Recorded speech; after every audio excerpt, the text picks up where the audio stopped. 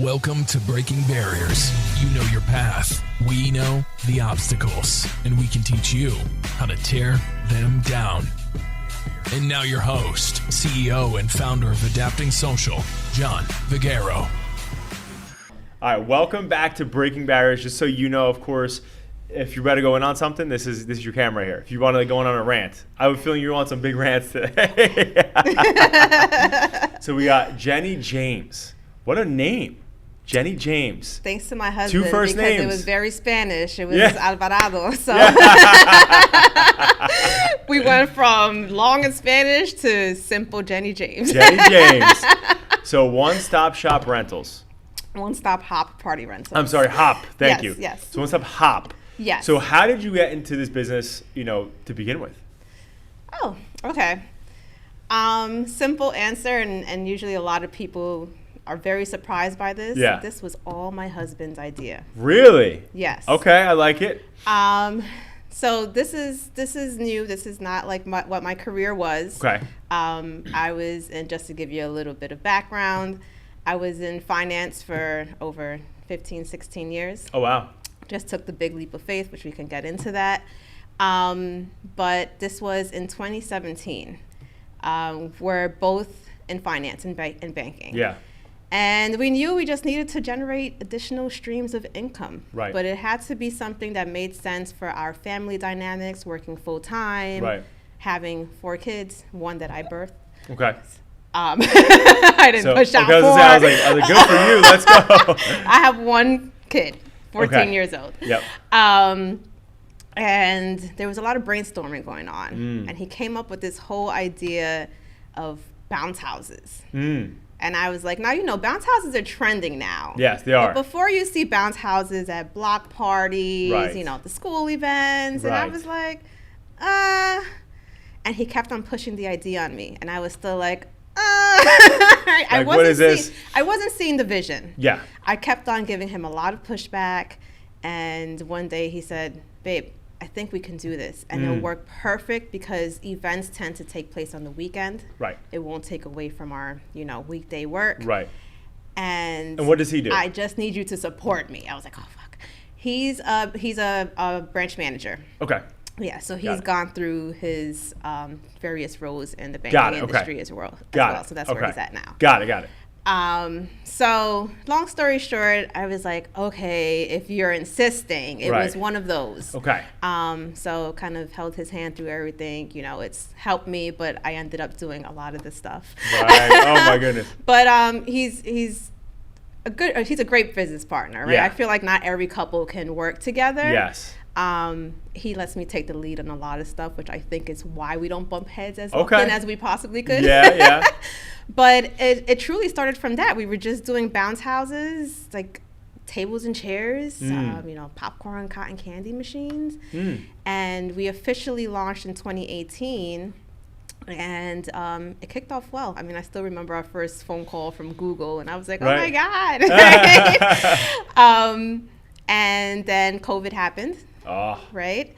A lot of businesses struggled during COVID, and Right. believe it or not, we didn't. Right. Everyone was going towards the outdoor events. Yeah. Venues were shut down. Right. But right. in the events rentals industry, we were more outdoor event based as opposed to indoor event based because we Right. had the massive bounce houses and the folding tables and chairs, right?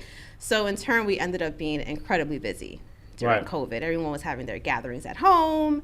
And through all of that, we were able to scale the business, right? So now we've grown exponentially. We have a warehouse now. Oh, we amazing. have 3 vehicles. We started delivering these massive bounce houses in my SUV, Oh trying my to shove goodness. it in, right? And over the years, we've been able to scale. So it's taken time. Yeah, as it does. As it does. It's taken a lot of time, investing, building the right relationships. Yep.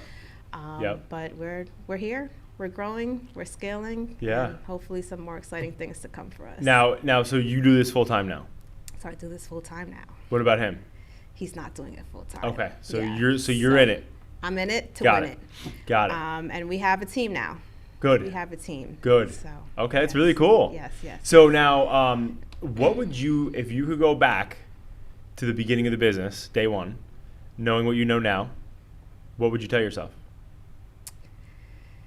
What would I tell myself? So I think this is beyond the business, right? This is, it stems into the professional entrepreneurial world, but I think this is more of a personal thing for me. Yeah, yeah. Having confidence in my competence. I think my husband's my biggest cheerleader. Yeah. Right? I have a great circle of friends, but my husband is the one we actually met in banking. Oh, no kidding. We never actually worked together, but we met in banking, Okay. and this was going to be 12 years now. But I've always lacked confidence, right? I've always been a top seller because I was a banker as well. I've always been a high performer, working full time, obtaining my degree, studying for my Series 763 life and health licenses, right? But even through all of that, I've always struggled with self-confidence. And I think my lack of confidence has hindered me in some ways. Okay.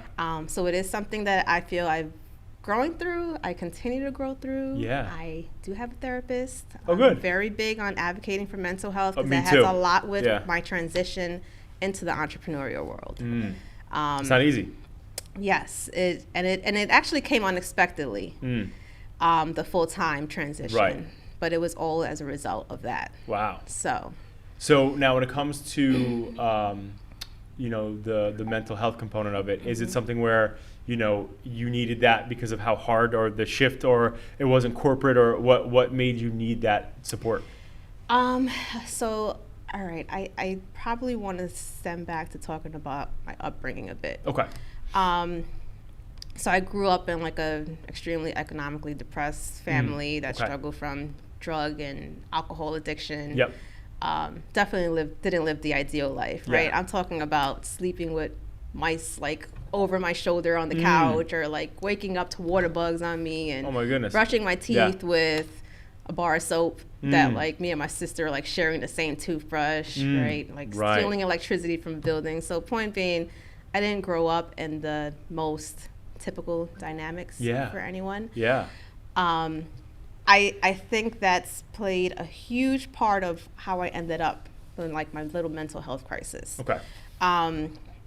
So I've always needed to be resilient through all of that, and needing to overcome adversity, because I was constantly, by the time I turned 18, I lived in over 10 different homes, right? Okay. Between evictions and living with friends, thank God their families took me in as their own. Yeah.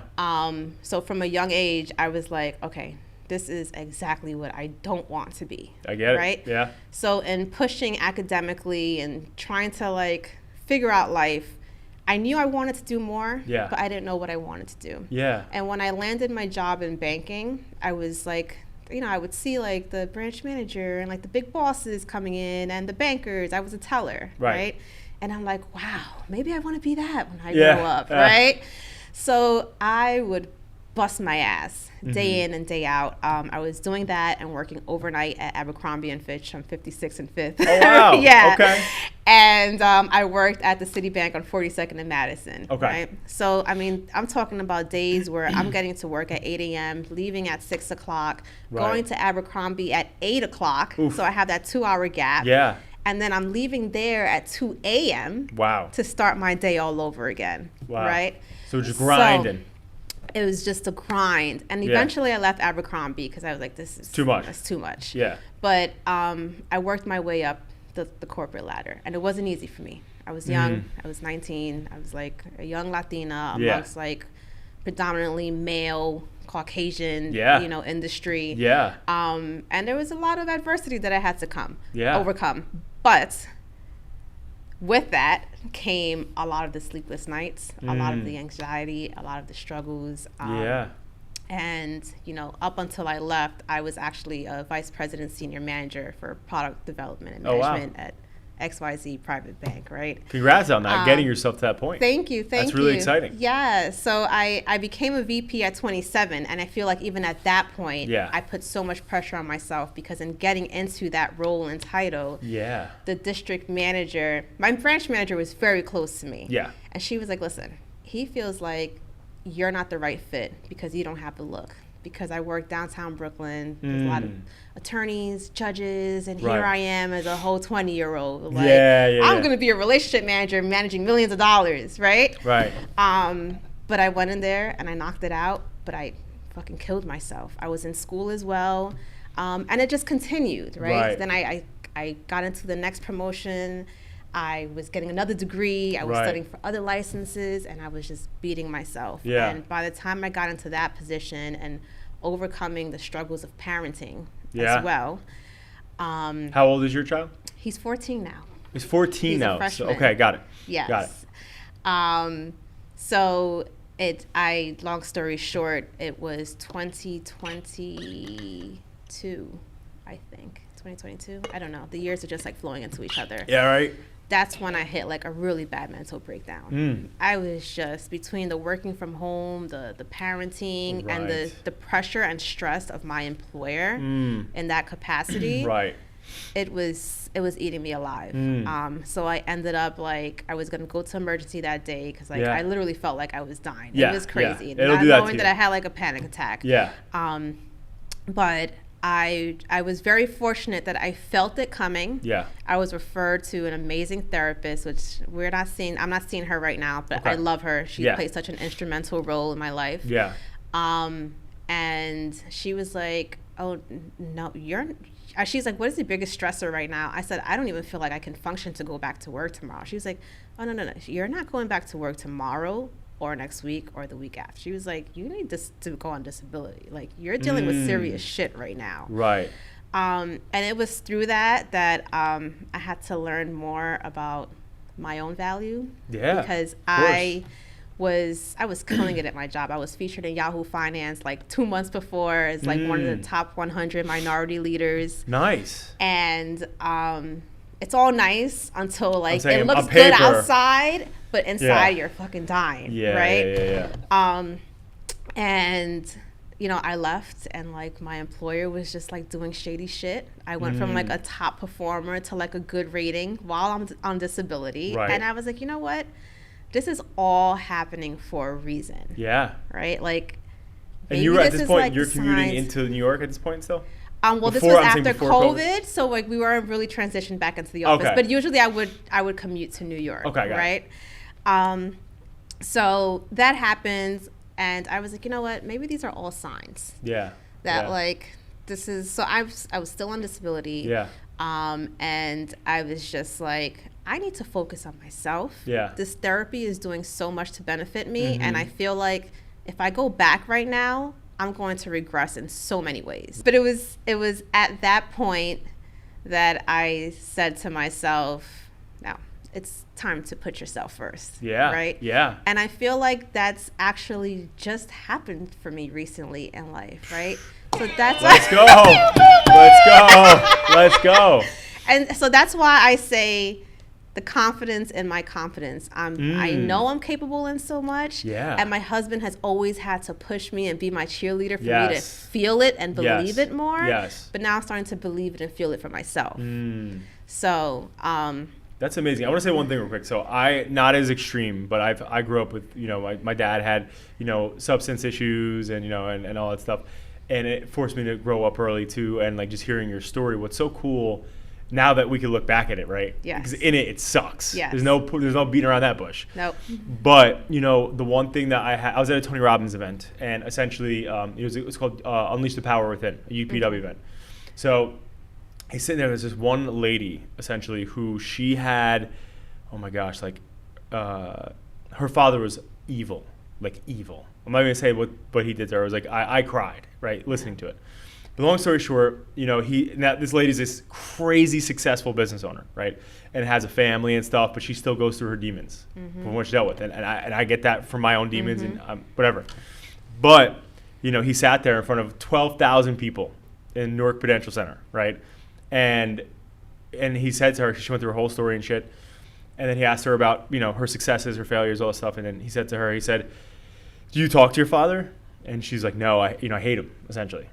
And so he goes, "Well, can I ask you a serious question? And I need you to be vulnerable. Would you be who you are today if it wasn't for your upbringing that you don't like?" And she sat there and she wanted to say like no, right? I'm sorry, she wanted to say yes. That would have been it anyway.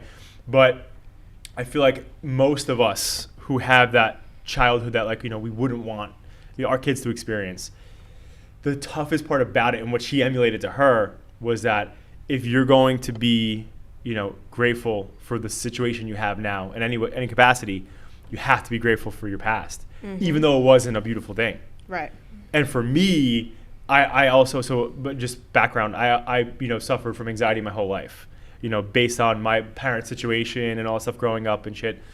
And anyway, long story short, but like, for me, I want to just commend you because ultimately, like, you know what? It's so tough when you're a kid and you're thinking shit like, well, why are these other kids having this and I can't do that? Right. Right. But the world doesn't work that way. Yeah. You had a bigger purpose. Yeah. And so sometimes when God's putting that stuff in your life or universe, whatever people believe in, it's like you go through those things because you have to be strong and young. Absolutely. So I commend you because obviously you grew your way up that chain in corporate America, right, in the banking industry, right, which isn't easy to do, no, right? And I know firsthand because I have a lot of friends that are in, that again used to work at TD Bank or work at this or that, and at teller status all the way up, it's not like it's like you're getting paid $1 gazillion, right? So to work your way up, you got to really be in it to like want to still be there. Right. So anyway, I just wanted to give you a shout out there because that's amazing. Thank you. A tough story. I had somebody on my podcast too that you ever see the show Jackass, the movie Jackass? Yes. So one of the guys that was like really tight and like in a lot of them back in the day when they had the Bam Margera show, I forget the name of it. But what was it? Viva La Bam. Thank you. But this guy Brandon Novak. But I keep bringing this up recently. I don't know why. But anyway, so he like had a really bad drug problem, and his mom had to literally buy potentially start getting his gravestone built almost 3 times because he was in a coma, right? No and long story short, do that. Oh my God, right? Could you imagine? Like, oh my, don't even want to say that. But he said that I turned my misfortune into my fortune because now he's out there and he's speaking on stages for sobriety. And obviously he's already kind of like, a reality TV star. So people knew him, but now he's using it to like, jetpack and propel, helping other people. Right. But anyway, I feel like that's kind of like your story, right? Like, and it's like you had those scenarios and, had the things you had growing up, but, not many people have either gone through that or will talk about it. Absolutely. And it makes me think like sometimes my husband, he's not only hearing the story, sometimes he sees certain things, right? And he's like, of course. Wow. He tells me and my sister, like, how the fuck did you guys make it out of that, right? Yeah. And I think for me, it's kind of been a matter of, and again, it's something that I'm understanding more as an adult and as a parent, just trusting the struggle, right? Yeah. And someone might hear that and be like, what do you mean trust the struggle? Yeah. It is my hardships that have shaped me into the resilient person I am. And I'm like, I wouldn't be as ambitious as I am right now. Right. If I hadn't gone through all of that. Totally. So, but yeah. Would I still want to reset a lot of things in my life? Absolutely. However, it has shaped me. Yes. And isn't that the tough balance? Yeah. Because if you didn't have it, would you be you? I don't know. Right. But again, like I said, I commend you for it because it's not easy. Now, having that said, talk to me about your business. So for somebody watching this, they're like, well, how do I like engage or what do you do? Give us a quick like high level. Yeah, so I think and what areas you serve again and stuff. Yep. So we serve New Jersey, New York, Connecticut, and PA. Of course, minimums apply based on location. Okay.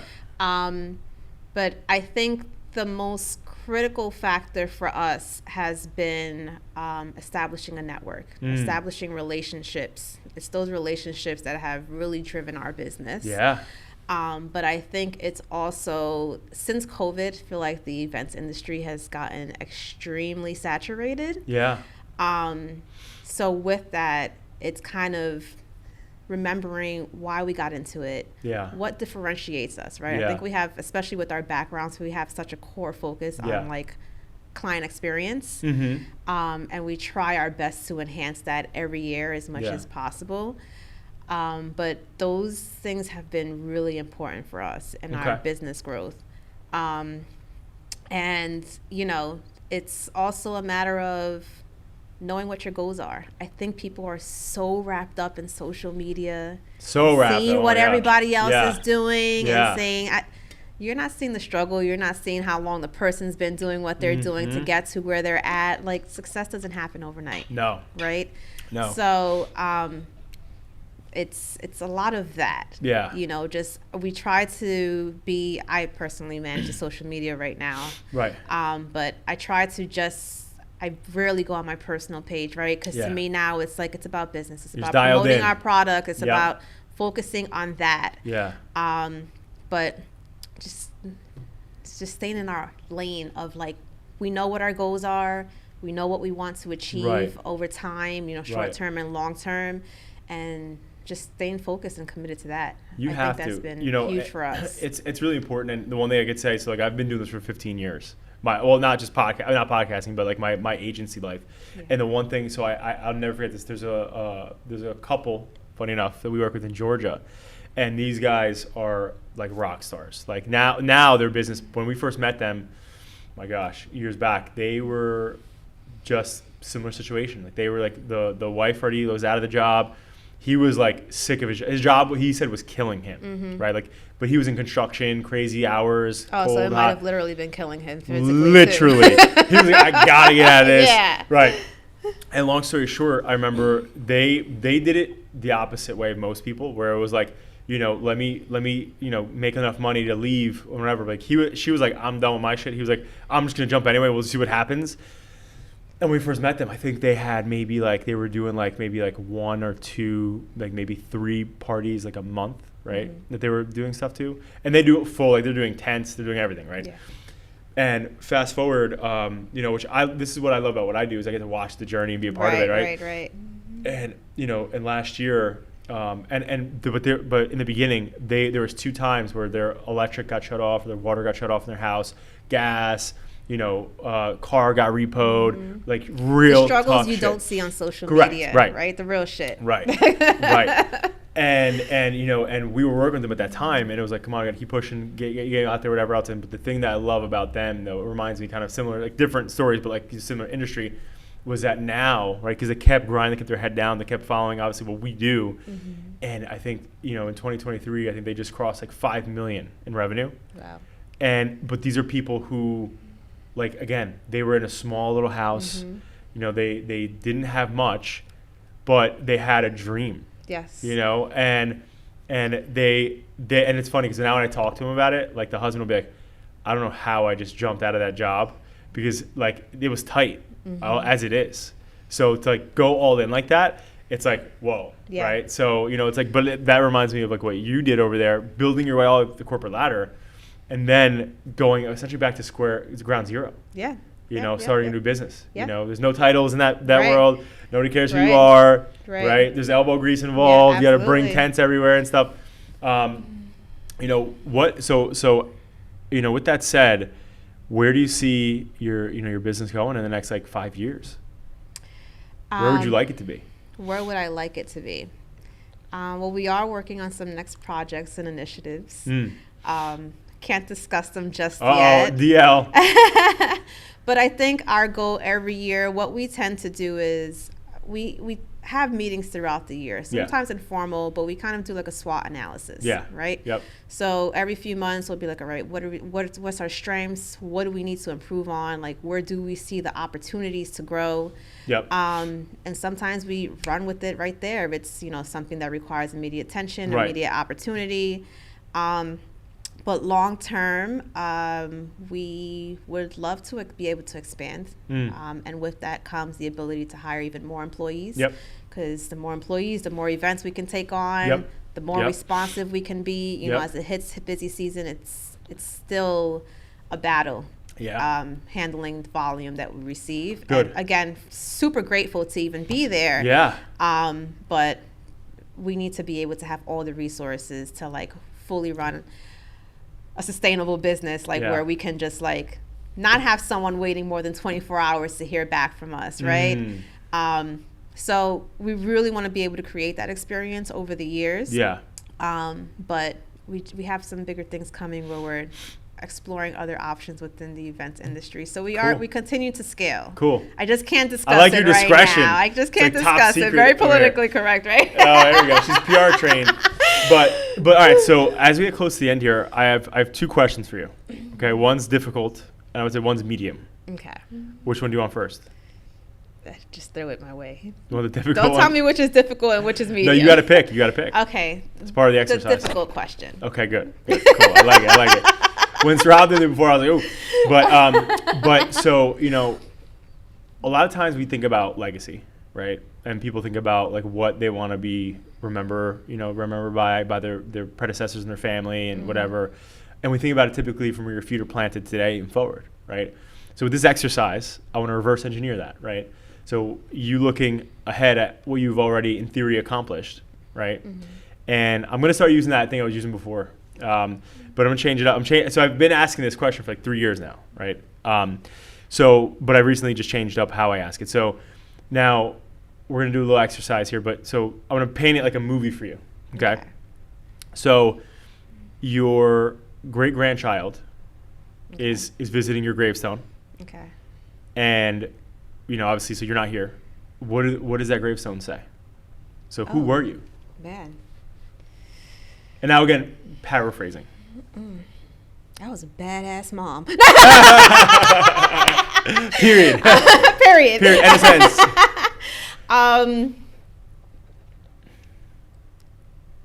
I always say, and I'll try to answer the question to the best of my ability, because that's a loaded question. Yeah. I always say, to me, leaving a legacy is not just ensuring that my grandkids are taken care of. To me, it's about the lives I've impacted, the people I've been there for. Yeah.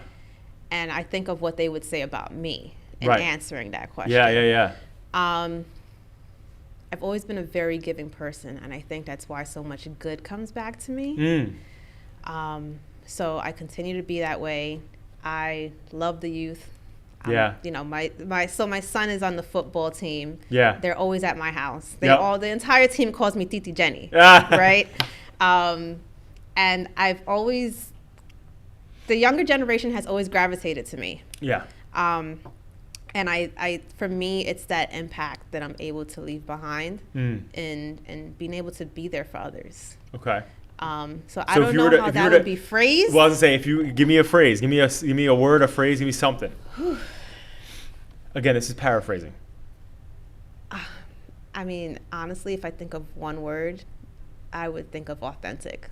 I'm the same person with everybody. No matter what. No matter what. That's a Latina trait. That's a Latina trait.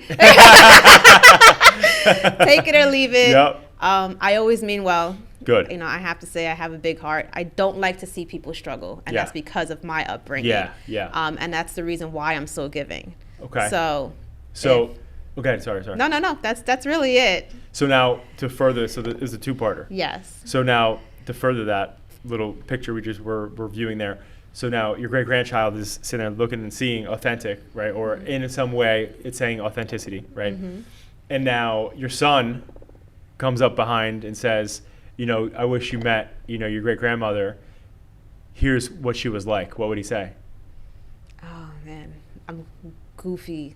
I'm so goofy. I'm very goofy, but I think I have a balance, right?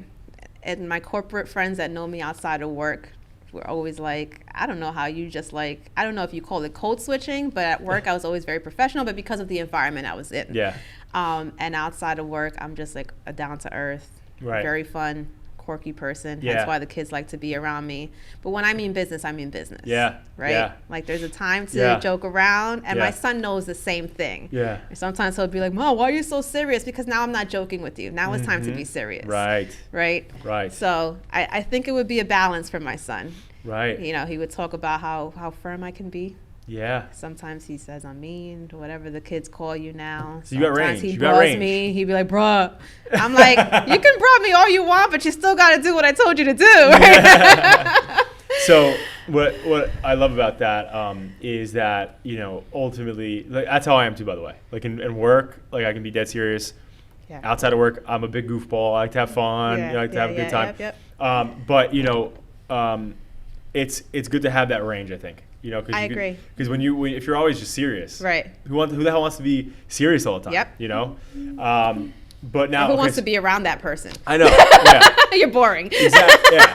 Who wants to do that? But with that said, okay, so the last question is there and of course if you can, right, a Jenny original OG quote or something that's like that makes you think about resilience over the years?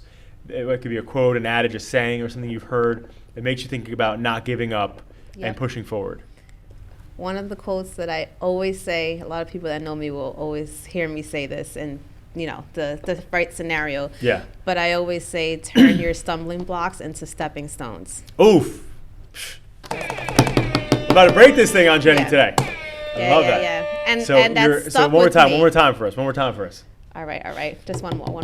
No, I'm saying, say it again. Turn those stumbling blocks into stepping stones. Boom. Okay. Yeah. I like that. Yeah.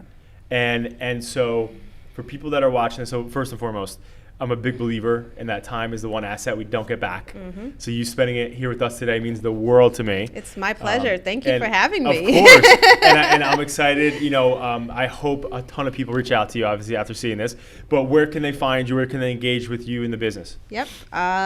Social media. Social media is king, right? King and queen. Instagram, @onestop_hop_party rentals. On our website. We're on Google. We were featured on the news just last year. Cool. We're easy to find. Good. Just hit us up. One Stop Hop. I love that play. One Stop Hop. I love it. Yes.